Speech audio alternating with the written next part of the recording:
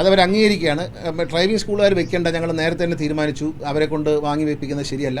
Test നടക്കുമ്പോൾ, driving പരിശീലിപ്പിക്കുമ്പോഴല്ല, test നടക്കുമ്പോൾ ഡാഷിൽ camera ഉണ്ടാവും. അത് മോട്ടോർ വെഹിക്കിൾ ഡിപ്പാർട്ട്മെൻറ്റ് വാങ്ങാൻ തീരുമാനിച്ചിട്ടുണ്ട്. ഞങ്ങൾ ഈ എല്ലാ സ്ഥലത്തും വയ്ക്കും. ഉദ്യോഗസ്ഥൻ വണ്ടിയിൽ വരുമ്പോൾ ഈ സാധനം ഫിക്സ് ചെയ്യും, ആ ടെസ്റ്റ് കഴിയുന്നുള്ള കാര്യങ്ങളെല്ലാം ഷൂട്ട് ചെയ്യും. എന്നിട്ട് അത് ഓഫീസിൽ കൊണ്ടുവന്ന് കമ്പ്യൂട്ടറിലേക്ക് മാറ്റി സൂക്ഷിക്കും. 3 മാസം വരെ സൂക്ഷിക്കുക. എന്തെങ്കിലും കംപ്ലയിൻറ്റ് വന്നാൽ അതെടുക്കും. പിന്നെ കൃത്യമായ ടെസ്റ്റാണോ നടത്തിയെന്ന് നോക്കും. കാരണം 2 വശവും ക്യാമറ ഫേസ് ചെയ്യുന്ന ക്യാമറ വാങ്ങാനാണ് ഞങ്ങൾ ആഗ്രഹിക്കുന്നത്. അതായത് ഫ്രണ്ടിലേക്ക് റോഡിലേക്ക് കാണത്തക്ക രീതിയിലും. അപ്പോൾ ടെസ്റ്റിലുള്ള കള്ളത്തരങ്ങളൊന്നും നടക്കില്ല എന്നുള്ളതാണ്. പിന്നെ ഈ സമരത്തിലൊക്കെ പറഞ്ഞ പോലെ ആരുടെയും കഞ്ഞൂടി മുട്ടിക്കൽ ഒരാൾക്കും തൊഴിൽ പോകത്തില്ല. എല്ലാ ചേച്ചിമാർക്കും സഹോദരിമാർക്കും ഒക്കെ വണ്ടി ഓടിക്കാൻ പഠിപ്പിക്കാം. പക്ഷേ ഡ്രൈവിംഗ് പഠിച്ച് 5 വർഷം കഴിഞ്ഞവരായിരിക്കണം എന്നുള്ളതാണ്. പിന്നെ എല്ലാ RTO പിന്നെ 15 വർഷമാണ് വണ്ടിക്ക് പറഞ്ഞിരുന്നത്. അപ്പോൾ കുറച്ചുകൂടെ പുരാതനമായ വണ്ടി ഓടിക്കണമെന്നുള്ളവരെ ആവശ്യം പരിഗണിച്ചുകൊണ്ട് അത് 18 വർഷമായി വർദ്ധിച്ചു. പിന്നെ അതുപോലെ തന്നെ ഈ ഒരു പ്രപ്പോസൽ ഞാൻ മുന്നോട്ട് വെച്ചു, അവരത് അംഗീകരിച്ചു വളരെ സന്തോഷത്തോടെ. ഈ ഡ്രൈവിംഗ് സ്കൂളുകൾ പല സ്ഥലത്ത് പല റേറ്റ് വാങ്ങുകയാണ്. അപ്പോൾ അത് ഏകോപിപ്പിക്കാൻ വേണ്ടി 3 മാസത്തിനകം റിപ്പോർട്ട് തരത്തക്ക രീതിയിൽ ഒരു കമ്മീഷനെ സർക്കാർ നിയമിക്കും. ഇതിനൊരു പഠനം നടത്തി, വിദഗ്ധരെ ഒരു പഠനം നടത്തിയിട്ട് എല്ലാവരുടെയും താരിഫ് പഠിപ്പിക്കുന്ന, സ്ത്രീകളിൽ നിന്ന് കൂടുതൽ പണം വാങ്ങുന്നതായിട്ട് ചില ആരോപണങ്ങൾ, സ്ത്രീകളിൽ നിന്ന് കൂടുതൽ പണം വാങ്ങുന്നു, പിന്നെ അങ്ങനെ അതൊക്കെ ഒഴിവാക്കാൻ വേണ്ടിയിട്ട് അതിനൊരു കൃത്യമായ ഫീസ് നിശ്ചയിക്കാൻ എല്ലാ സംഘടനകളും വളരെ സന്തോഷത്തോടെ അവർ സ്വീകരിച്ചിരിക്കുകയാണ്. അതും നമ്മൾ ചെയ്യും എന്നാണ് ഇന്നത്തെ ഈ ചർച്ചയുമായി ബന്ധപ്പെട്ട്. അതെ, ഇപ്പോൾ തൽക്കാലം ആദ്യം റോഡ് ടെസ്റ്റ് ആദ്യം എന്നുള്ള മാറ്റി ആദ്യം എടുത്തുകൊണ്ട് പഴയ പോലെ റോഡ് ടെസ്റ്റ് പിന്നെ എടുക്കും. പക്ഷേ റോഡ് ടെസ്റ്റ് റോഡിൽ തന്നെ എടുക്കും. റോഡ് ടെസ്റ്റ് ഗ്രൗണ്ടിൽ എടുക്കാൻ പറ്റത്തില്ല, റോഡിൽ തന്നെ എടുക്കും. അതോടൊപ്പം തന്നെ 1 മാസത്തിനുള്ളിൽ നമ്മളൊരു ഡിസൈൻ അങ്ങോട്ട് കൊടുത്തിരുന്നു. അപ്പോൾ അത് വരയ്ക്കാൻ കുറച്ചധികം സ്ഥലം വേണമെന്നൊക്കെ അവർ പറഞ്ഞതുകൊണ്ട് അവർ തന്നെ ഒരു 3-4 ഡിസൈൻ ഇങ്ങോട്ട് തരാൻ പറഞ്ഞിരിക്കുക.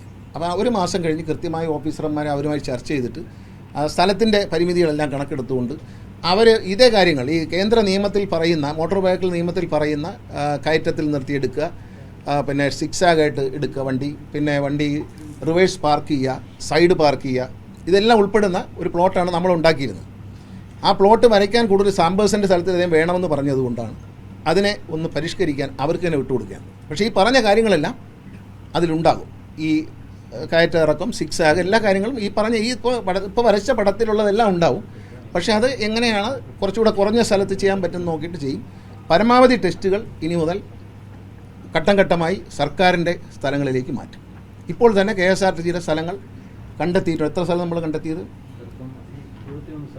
21 സ്ഥലങ്ങളിൽ നമ്മൾ KSRTCക്ക് ഡ്രൈവിംഗ് ടെസ്റ്റ് നടത്താവുന്ന സ്ഥലങ്ങളുണ്ട്. അത് വരും ദിവസങ്ങളിലൊന്ന് ലെവൽ ചെയ്യുക, അതിലേക്ക് ഡ്രൈവിംഗ് ടെസ്റ്റ് നടത്തും. കാരണം അവരെ ഗ്രൗണ്ടിൽ പോയി നടത്തി അവരെ ബുദ്ധിമുട്ടിക്കേണ്ടതെന്ന് വെച്ചാൽ അവർ പ്രാക്ടീസ് ചെയ്യട്ടെ, ഇവിടെ നമ്മൾ പരിശീലിക്കാം എന്ന് തീരുമാനിച്ചു. പിന്നെ KSRTC ഡ്രൈവിംഗ് സ്കൂൾ തുടങ്ങുന്നുണ്ട്. ആദ്യഘട്ടത്തിൽ 10 ഡ്രൈവിംഗ് സ്കൂളാണ് തുടങ്ങുന്നത്. അതിനുള്ള അപേക്ഷയെല്ലാം കൊടുത്തു കഴിഞ്ഞു. അതിനുള്ള ഫണ്ട് ഇപ്പോൾ അനുവദിക്കും. നല്ല ലൈസൻസ്, ഞാൻ ഒറ്റ കാര്യം പറഞ്ഞു, അവരും അംഗീകരിച്ചു, സംഘടനകളും എന്നെ അംഗീകരിച്ചൊരു കാര്യം, നമ്മൾ ഗവൺമെൻറ് മുന്നോട്ട് വെച്ചൊരു വിഷയം, quality of education, quality of license പഠിച്ചിറങ്ങുന്ന ആളിന് അത് ലൈസൻസ് തന്നെ ആയിരിക്കണം. പിന്നെ ലൈസൻസ് എടുത്തിറങ്ങിയതിന് ശേഷം പിന്നെ ഒരു ഡ്രൈവിംഗ് സ്കൂളിൽ ചേർന്ന് വീണ്ടും ഡ്രൈവിംഗ് പഠിപ്പിക്കുന്ന പരിപാടി വേണ്ട എന്നാണ് തീരുമാനം. അപ്പോൾ അതനുസരിച്ച് നമ്മൾ മുന്നോട്ട് പോകും. അപ്പോൾ സർക്കുലർ പിൻവലിക്കുകയല്ല, സർക്കുലറിൽ ചില അത്യാവശ്യമായ പ്രായോഗികമായി അവർ മുന്നോട്ട് വെച്ച ചില കാര്യങ്ങൾ. ഇതൊരു ജനാധിപത്യ സർക്കാരാണ്. അപ്പോൾ ഇടതുമുന്നണിയെ സംബന്ധിച്ച് കടമ്പെടുത്തൊന്നുമില്ല. ഞങ്ങളത് സംസാരിച്ചു, വളരെ സ്നേഹത്തോടെ തീർന്നു. എല്ലാവരും സഹകരിച്ചവരോടെല്ലാം ഞാൻ നന്ദി പറയുകയാണ്. നല്ല ലൈസൻസ് കൊടുക്കാമെന്ന് എല്ലാവരും എഗ്രി ചെയ്തിട്ടുണ്ട്. അത് അവരെല്ലാം നിങ്ങളുടെ മുമ്പിൽ വെച്ച് എഗ്രി ചെയ്യാണ്. നല്ല ലൈസൻസ് കൊടുക്കാൻ അവർ മുൻകൈ എടുക്കും. ഡ്രൈവിംഗ് അറിയാവുന്നവർ വണ്ടി ഓടിച്ചാൽ മതി. അത് റോഡ് സേഫ്റ്റിയുടെ അടിസ്ഥാനപരമായ ഏറ്റവും പ്രധാനപ്പെട്ട ഫസ്റ്റ് വാല്യുബിളായിട്ടുള്ള തീരുമാനം എന്ന് പറയുന്നത് നല്ല ലൈസൻസ് ഉള്ളവർ നല്ല രീതിയിൽ വണ്ടി ഓടിച്ചാൽ അപകടം പരമാവധി കുറയും. ഇത് ജനങ്ങളുടെ ആവശ്യമാണ്. ഞാൻ ഇത് മുന്നോട്ട് പറഞ്ഞത് തന്നെ ഇങ്ങനൊരു തർക്കത്തിൽ വന്നതും സമരം ചെയ്തതൊക്കെ നന്നായി എന്ന് വിശ്വസിക്കുന്ന ആളാണ്. കാരണം ഇപ്പോൾ ഒരു സെറ്റിൽമെൻറ്റ് ഉണ്ടാകുമ്പോൾ കേരളത്തിൽ നല്ല ലൈസൻസ് ഉണ്ടാകും എന്നുള്ളൊരു സന്തോഷമുണ്ട്. ഇത് ജനാധിപത്യമാണ്. നമ്മൾ ചർച്ച ചെയ്യാതെ ഏകപക്ഷീയമായിട്ട് ചെയ്യുന്നതല്ല. അവർ സമരം ചെയ്തു. ഞാൻ ഇന്നലെ വരെ സ്ഥലത്തുണ്ടായിരുന്നില്ല. ഇന്ന് തന്നെ എല്ലാ സംഘടനകളെയും ക്ഷണിച്ചു. അവർ വന്നവരോട് എനിക്ക് നന്ദിയുണ്ട്, സന്തോഷമുണ്ട്. തീർച്ചയായിട്ടും നല്ല ലൈസൻസ് ഉണ്ടാവട്ടെ, നല്ല അപകടങ്ങൾ കുറയട്ടെ. കേരളത്തിലെ ലൈസൻസ് എന്ന് പറഞ്ഞാൽ ഇന്ത്യയിലെ ഏറ്റവും മൂല്യമുള്ള ലൈസൻസ്. ഞാൻ പറയാറുണ്ട്, ഇപ്പോൾ കേരള യൂണിവേഴ്സിറ്റിയിൽ നിന്ന് ഒരു ഡിഗ്രി എടുത്താൽ അതിന് വേറെ പല യൂണിവേഴ്സിറ്റികളെക്കാളും വിലയുണ്ട് എന്ന് പറയുന്ന പോലെ കേരളത്തിലെ ലൈസൻസ് ഉണ്ട് എന്ന് പറഞ്ഞാൽ അത് ഇൻ്റർനാഷണലി ഒരു ലൈസൻസിന് പോകാൻ പറ്റുന്ന തരത്തിലുള്ള സ്റ്റാൻഡേർഡുള്ള ലൈസൻസ് ഹോൾഡേഴ്സായി മാറട്ടെ.